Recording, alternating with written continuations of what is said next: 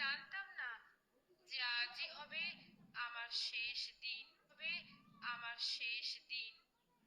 আমি তো আমার জুনিয়রদের সাথে একসাথে কত গল্প করতে করতে রাতের খাবার খেয়েছিলাম।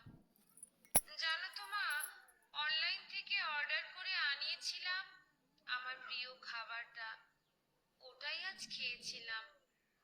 তখনও যদি একটু বুঝতে পারতাম এটাই শেষ খাওয়া, এটাই শেষ গল্প। ডিউটির বাঁধনে আমি যখন ক্লান্ত হয়ে গেলাম মা, আমার চোখ দুটো ঘুমে বন্ধ হয়ে যাচ্ছিল। একটু শরীরের ক্লান্তি মেটাতে গেলাম, তখনও যদি বুঝতাম মা সারা জীবনের মতো বিশ্রামে চলে যাব। তখন ভোর রাতে আমি ওয়ার্ডে একা, ভোরের শীতল বাতাসে